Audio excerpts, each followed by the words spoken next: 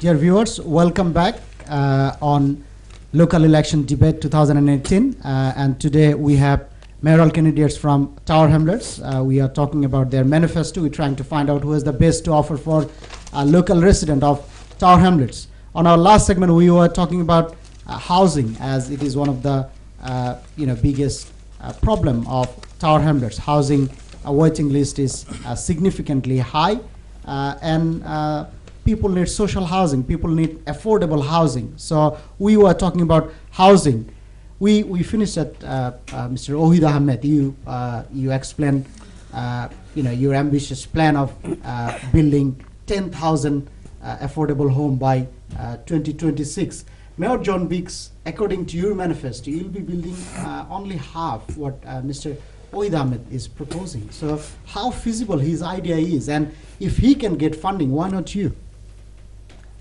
I think if you look at his proposal, it's over 8 years, so he's doing roughly the same target as myself and at least one other candidate over the first 4 years. But he's trying to do a bit of magic by doubling up the number of years, assuming he'd be elected and then re-elected. So the serious question is, how can you deliver this? And the answer is, council housing can be delivered provided you can identify the land, right, using borrowing powers under the housing revenue account, using some of our right to buy receipts. And also, under my administration, we have created a not-for-profit housing company, which is a sort of housing association, which is going to be able to attract borrowing which the council housing revenue account can't use.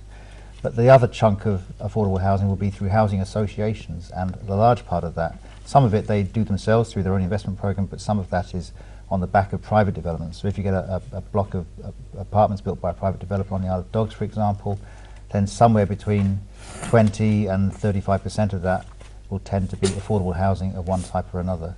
But what we really need is a government that puts more money into affordable housing, whether it's council housing or social landlord housing, because currently we are just not meeting the needs of people, and there's a great anger and cynicism out there that people are being squeezed out of our borough by the cost of housing. Right.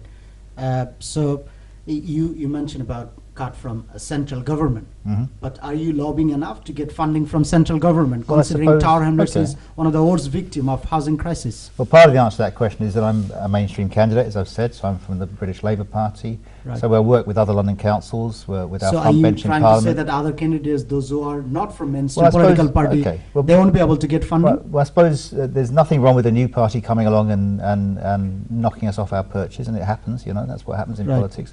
But of course, they would have to tell you how their particular brand of politics is going to achieve those connections to get things done. So the first part is we're part of a big party. The second part is, yes, we're putting together real serious costed options as to how we can provide. Thank you very much.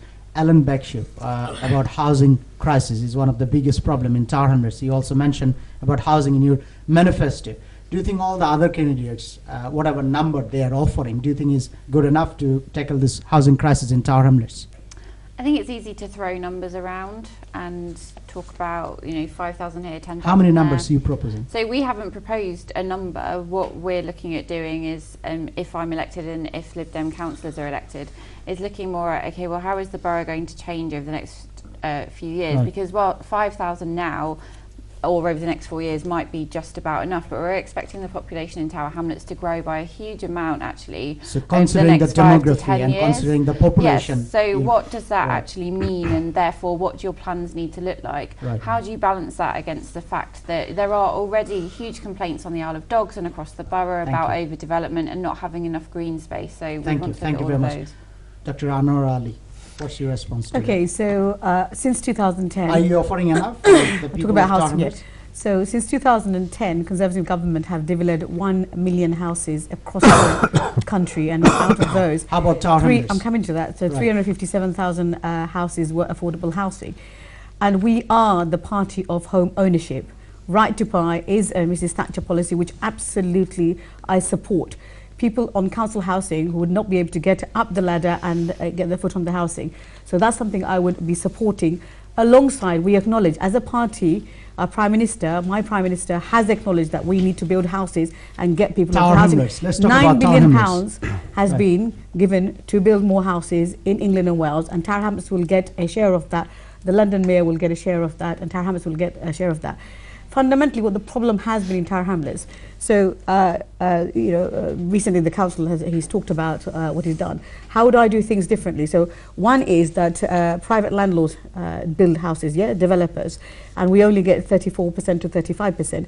Well, we can be tough and say, no, I'm not going to allow you to build. I'm going to be tough and say, no, you can build on my land. This is public land. It's not my land. It's Tower Hamlets residents' land. I want 50% of that back. Right, if they fail to do that, I will form my own community trust company. No, let me just finish, because the others I think had a slightly longer than that, with private landlords. So I don't want to increase council tax. I don't want to increase the actual burden on people, but we can do this cleverly by negotiating it, developers to borrow from the bank, so that we're not footing the bill for that, saying, look, the stamp duty pay at the end, and then we can get 50% housing and the right type of housing.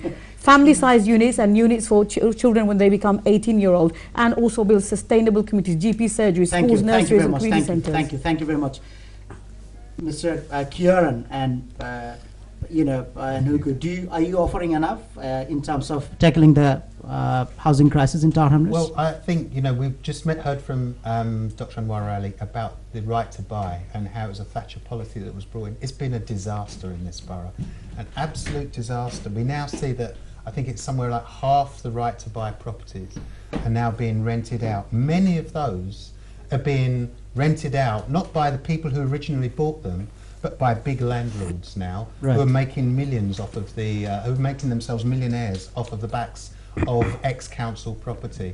We need to look at how we negotiate with the government, but we do it from a position of strength. Right. We tackle those landlords. If necessary, we bring those landlords back those properties back in. Thank you very much. We'll talk more in detail, and we'll come back to you. Need to go for a quick break for Ajan. Once we come back, we'll try to find out more about your manifesto. Dear viewers, NTV special local election debate. We need to go for a quick break for Ajan. Once we come back, we'll talk more in detail about Tower Hamlets mayoral election.